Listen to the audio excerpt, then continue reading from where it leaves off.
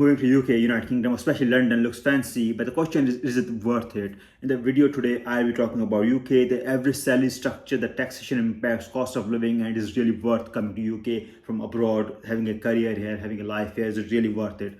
I'll be touching based on salaries, taxes, national insurance, cost of living, and all the good stuff, and where you end with the net money, net saving. Can you really save something for yourself, your family, your children, and for your future? Before going details of the video, a bit about myself. I'm qualified chartered accountant, CFA level 2 qualified, working in big four firms for last 10 years and been in UK for a long time now. And of course, a fan of Pikachu, as you can see on my t-shirt. So back to the topic, UK, why UK is really worth it. So let me give you a perspective. There was a research done by ONS, which is the Office of Budgetary Responsibility in UK, about the average salaries in the UK, what average salaries are in London, other parts of the UK as well. The results were quite shocking considering the cost of living. If I give you some numbers, for example, on average in UK, the average salary for the whole country is like 35,000 pre-tax.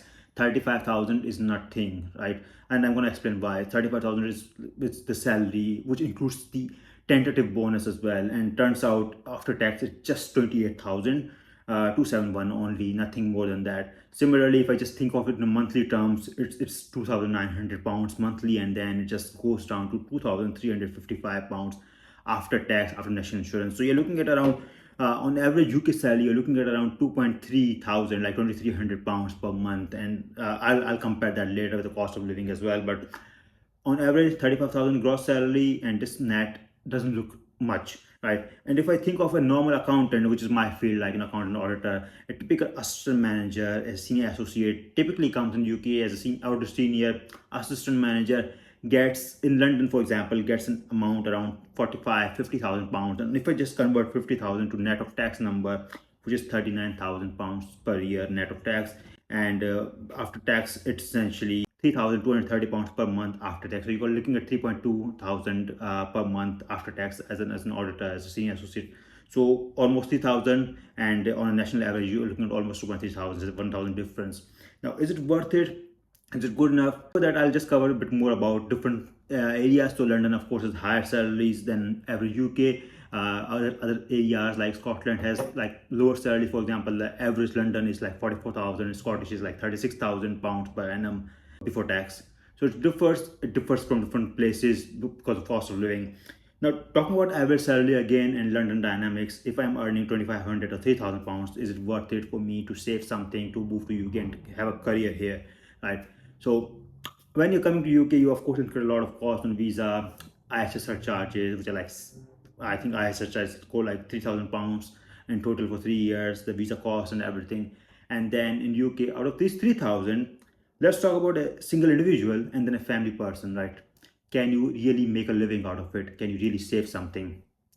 On typical, out of 3,000, if I gave the breakup of 3,000, and it's a very dark reality of UK's lifestyle, the salaries, you don't earn too much, but you spend too much at the same time, right? So if I just give you a very broad breakup, on average, in a decent area, if you are living alone, like sharing with some random individuals, or maybe sharing with some friends, you expect 1,000 to 1,300 pounds per month expenditure in just rent and utilities, like which includes electricity, water, internet, council tax, and all this stuff. So 1,000 to 1,300. If you are living a low-key life, not spending much, living far, spending around 800 to 1,000. So out of 3,000, you already spend like 1,000 or 1,300 in your rent plus utilities and all the good stuff. If you go to office regularly, literally spend, like I spend 10 pounds on average, and possibly 50 pounds per week on average if I go to office daily. So you're looking at like 150, 200 pounds for that as well. Similarly, groceries are really expensive here, and there's a lot of expense out there, traveling. If you go to another city, you're looking at the tickets of like 80, 100, 150 pounds. Everything is expensive. So in the end, I have made some other videos as well in the past, but what happens in the end is you are not left with savings, like very little savings. For example, like 20% of your salary at max, you can save as an individual, 25% at max, because unless you are living a very bad lifestyle, not really doing anything, then probably can save 30-40%. But on average, you're looking at 25% at max saving on your earning. And that's funny because out of 35,000, you're already paying a lot of tax. And yeah, the only other thing I want to highlight is that doesn't include the pension contribution. If you put the pension contributions, that net take home is also decreasing. For example, I pay almost like 200 plus pounds per month on pensions as well, so that brings my income down. The other things on the UK salaries or income lifestyle is you can't earn much on your money, right? There are not a lot of opportunities out there. If you look at the banking system, you can get interest max of 3.5%, 4% on limited accounts, and then regularly you get interest of like 2-3%. So that's nothing in line with inflation, in line with expenditures you incur.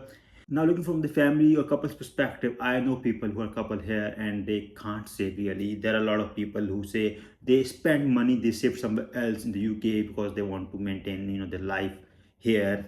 Part of it came from the lot of immigration expenses for the families. They have to pay fees for everybody, like children and families. A lot of money with that, and then living standards have to be quite. You get a two-bed apartment, for example, and you're paying all the bills and good stuff, so that's very expensive. As a rough estimate, again, out of 3,000, if you are an assistant manager in audit field, you're earning 3,000 to 3,200 pounds per month. Essentially, you're looking at 15 to 1,800 pounds per month just for the rental.